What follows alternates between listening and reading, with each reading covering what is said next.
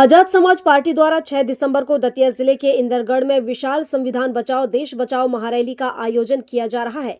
इसी रैली में पार्टी के राष्ट्रीय अध्यक्ष एवं सांसद चंद्रशेखर आजाद मुख्य अतिथि के रूप में शामिल होंगे। वहीं विशेष अतिथि के रूप में भीम आर्मी के राष्ट्रीय अध्यक्ष विनय रतन सिंह और एएसपी के राष्ट्रीय महासचिव रविंद्र भाटी भी मंच से संबोधित करेंगे।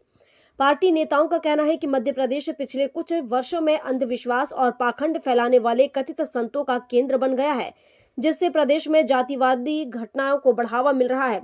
इसी अन्याय के खिलाफ आवाज बुलंद करने के लिए इस महारैली का आयोजन किया जा रहा है।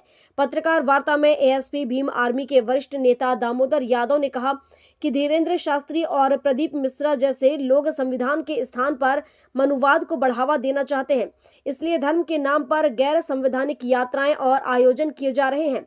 उन्होंने हाई कोर्ट परिसर में बाबा साहेब अम्बेडकर की प्रतिमा लगाने से रोक को इसी सोच का परिणाम बताया।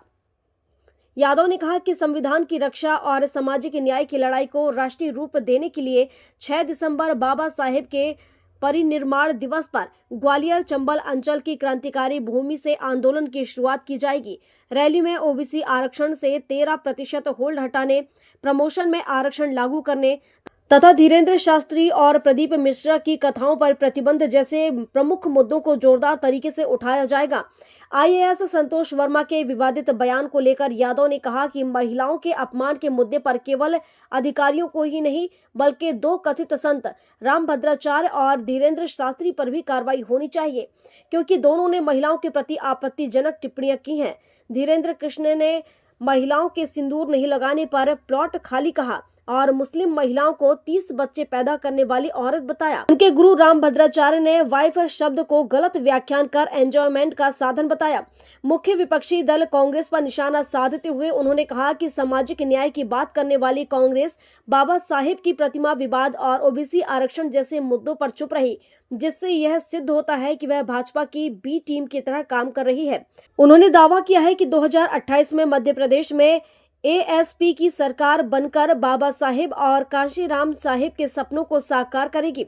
रैली को सफल बनाने के लिए तैयारी जोर शोर से जारी है और बड़ी संख्या में समर्थकों के पहुंचने की संभावना जताई जा रही है। आप ब्राह्मण समाज के संतों को, साधुओं को टारगेट करें, ये कौन सी राजनीति है और आप क्या चाहते हैं समाज में? वर्गवाद या जो प्रकार के आप पे आरोप लग रहे हैं, या कोई जातकवाद या क्या है आपकी मंशा, ये चीज समझना चाहते हैं। देखिए, वर्गवाद की स्थिति वो लोग पैदा करना चाहते हैं जो संविधान को खत्म करने का प्रयास कर रहे हैं। आपने देखा होगा ग्वालियर में कुछ भी उठ के कोई भी व्यक्ति कहने लगता है कि बाबा साहब अम्बेडकर ने संविधान नहीं लिखा, तो भारत रत्न बाबा साहब को क्यों मिला? बाबा साहब को पूरी दुनिया मानती है इस रूप में।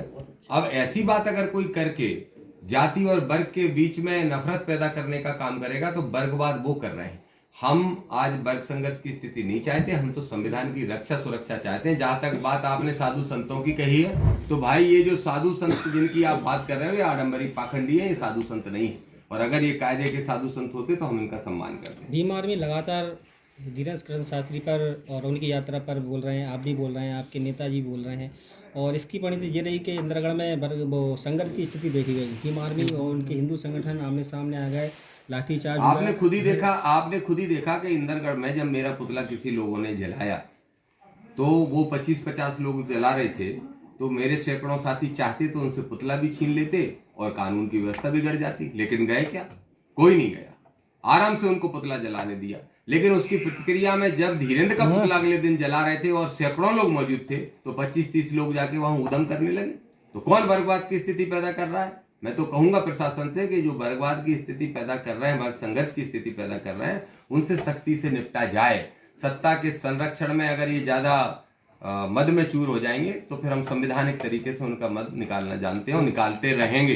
चुनौती के साथ कह रहे हैं कि सुधर जाए तो ठीक है, तो मैं सुधारना आता है संवैधानिक तरीके से। आजाद समाज पार्टी के नेता 6 तारीख को आ रहे हैं, तो ये क्या बड़ी जो रैली हो रही है, शक्ति प्रदर्शन है इंदरगढ़ में? ये इंदरगढ़ का कार्यक्रम जिले का कार्यक्रम नहीं बल्कि प्रदेश का कार्यक्रम है। इंदरगढ़ की इसी भूमि से हम मध्य प्रदेश की सत्ता को ये चुनौती देंगे कि आडंबर पाखंड को बंद करवा दो, जातंकवादी घटनाओं को बंद करवा दो, नहीं तो हम तुम्हारी कुर्सी छीन लेंगे और अम्बेडकरवादी बैठेगा उस कुर्सी पर। शास्त्री जी के बयान को लेकर आपने डिकोड किया है कि वो मुस्लिम महिला काफी बच्चे करती हैं। कौन से शास्त्री जी? कितने शास्त्रों का ज्ञान है धीरेन्द्र को? धीरेन्द्र के पास शास्त्री की डिग्री है क्या? शास्त्री की एक डिग्री होती है, पढ़ाई होती है क्या उस 28 साल के नौजवान के पास? राजनीतिक महत्वाकांक्षाओं के लिए इस मध्य प्रदेश को वर्ग संघर्ष में धकेलना चाहता है। हम अम्बेडकरवादी कभी ऐसा नहीं होने देंगे। एक पढ़ा लिखा सभ्य व्यक्ति ऐसी बात नहीं कर सकता। वो एक जगह कहते हैं, अभी एक नेता गए थे, वो कह रहे थे कि हम वसुदेव कुटुंबकम की भाव रखते हैं और सबका भला हो। सही है।